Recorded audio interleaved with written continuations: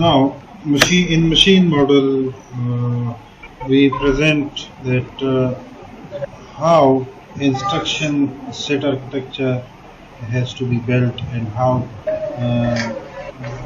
working of an instruction set architecture has to be performed.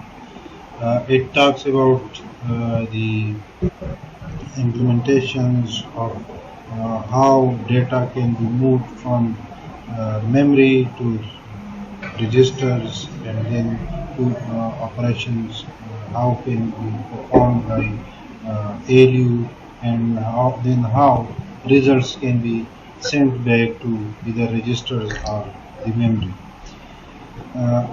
Thus, it is more than instruction set architecture that we talk and we present a machine model.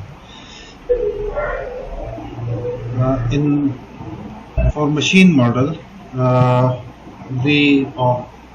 even a microprocessor or machine, we should have an arithmetic and logic unit.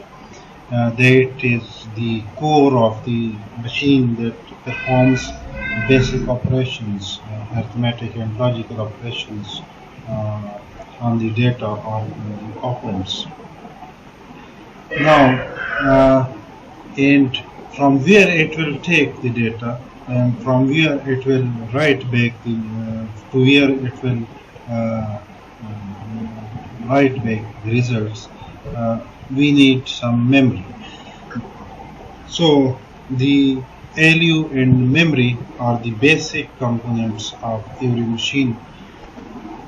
Now, to make it more like a fundamental or more basic machine model, we can have ALU along with registers within a microprocessor, so that becomes our microprocessor model.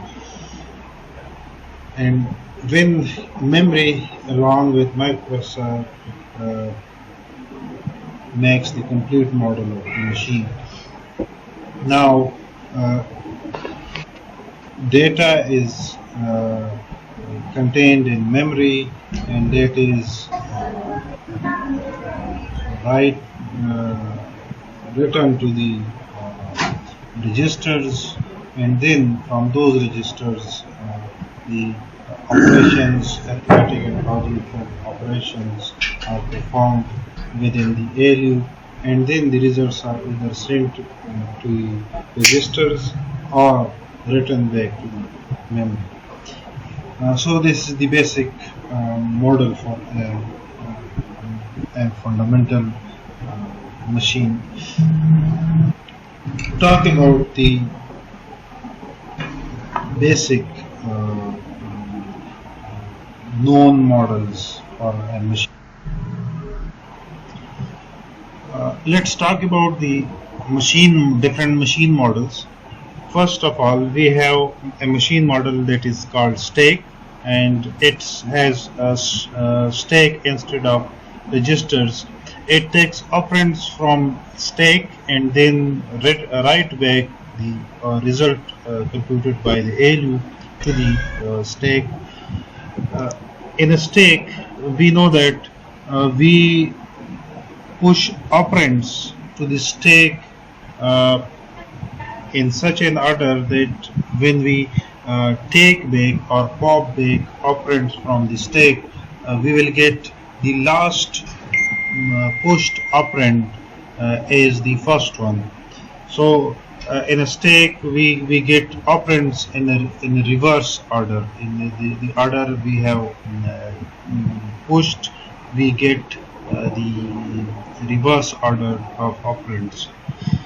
So in this model, there is no need of registers, and also for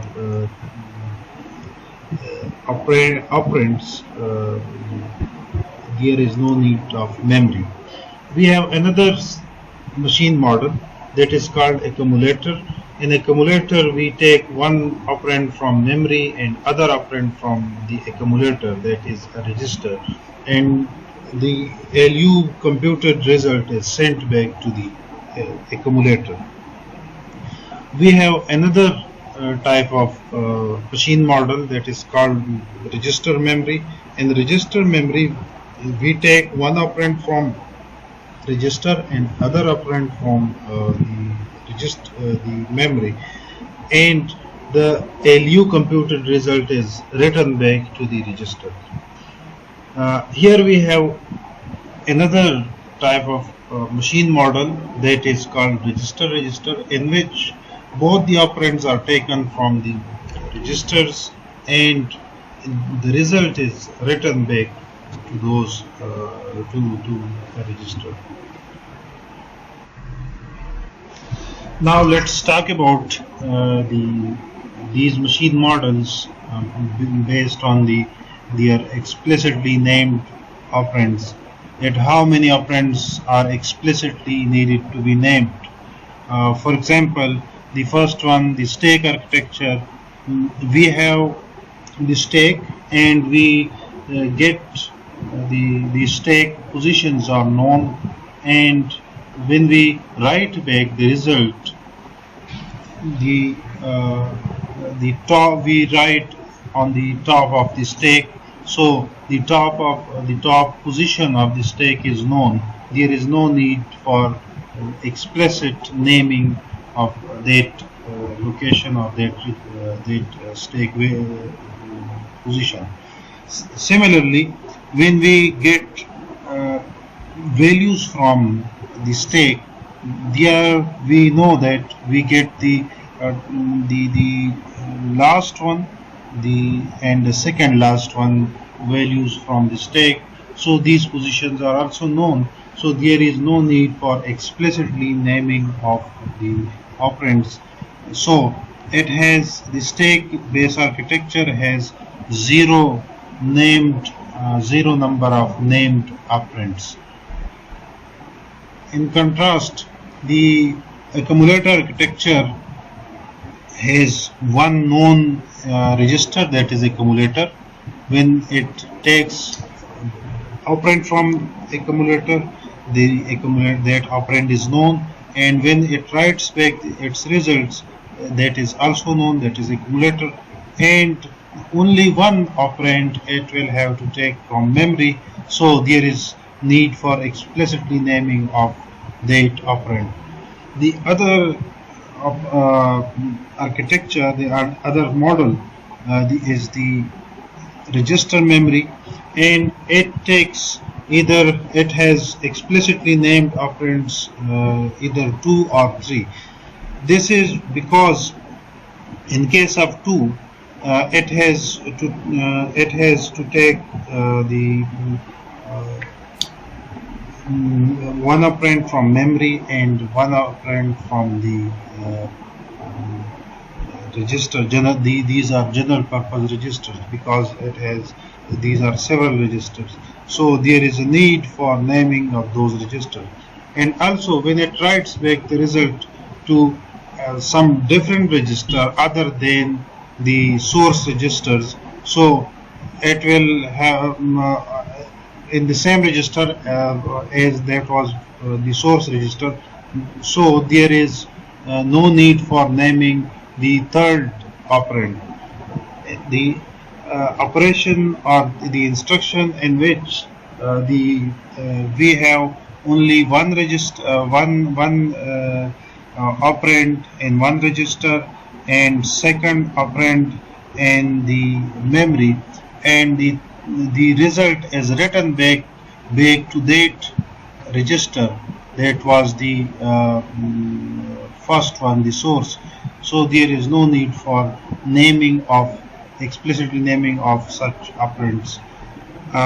Architectures like x86 offer such type of instructions.